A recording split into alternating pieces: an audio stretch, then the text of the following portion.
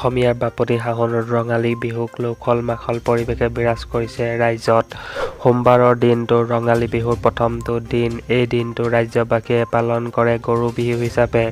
ৰাজ্যৰ প্ৰতিটো প্ৰান্ততে ৰঙালীৰ ৰং উদ্দীপনা পৰিলক্ষিত হৈছে। আজি দ্বিতীয়টো খবৰ হৈছে কাইলৈ অন্তিম দিন। টিয়াই কেঁচা ঘৰৰ ফটো পঠিয়াই পাওক 1,30,000 টকা। কাইলৈ অন্তিম দিন। এতিয়াই কেঁচা ঘৰৰ ফটো পঠিয়াই 1,30,000 টকা লাভ কৰক। ৰাজ্যৰ প্ৰতিজন দৰিদ্ৰ লোকে পাব 1,30,000 টকা। পকীঘৰ বনাবলৈ চৰকাৰে দিব 1,30,000 টকা। কাইলৈ ভিতৰত প্ৰেৰণ কৰিব লাগিব কেঁচা ঘৰৰ ফটো।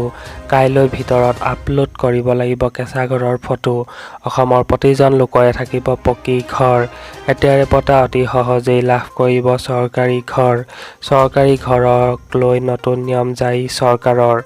এতিয়াৰে পৰা দুচকীয়া বাহন থাকিলেও পাব চৰকাৰী ঘৰ। মাহিলী উপাৰ্জন 15,000 টকা হ'লেও পাব চৰকাৰী ঘৰ। 5 একৰ মাটি থাকিলেও পাব বিনামূলীয়া চৰকাৰী ঘৰ। এতিয়াৰে পৰা চৰকাৰী ঘৰৰ প্ৰদান প্ৰক্ৰিয়াত সোমাব নোৱাৰিব কোনো দালাল। ঘৰে ঘৰে গৈ জীৱিকা সখীয়ে নিৰ্ধাৰণ কৰিব প্ৰকৃত হিতাধিকাৰীৰ নাম। ঘৰে ঘৰে গৈ জিঅ' টেগিঙৰ ব্যৱস্থা কৰিব চৰকাৰে। জিঅ' টেগিঙৰ নামত 10,000 পৰা 15,000কৈ টকা ল'ব নোৱাৰিব দুষ্ট চক্ৰই। নতুনকৈ প্ৰায় 10,000 পৰা 12 লাখ লোকে লাভ কৰিব চৰকাৰী পকী ঘৰ। ৰাজ্যৰ গাঁৱে গাঁৱে যাব জীৱিকা সখী বাইদেউ। ঘৰ নথকা দুখীয়া লোকৰ ঘৰলৈ গৈ ফটো উঠাব জীৱিকা সখীয়ে। জীৱিকা সখীয়ে ঘৰৰ ফটো উঠোৱাৰ পাছতে অনুষ্ঠিত কৰা হ'ব গাঁও সভাৰ। সভাত গাঁৱৰ ৰাইজে সিদ্ধান্ত ল'ব প্ৰকৃত হিতাধিকাৰী কোন।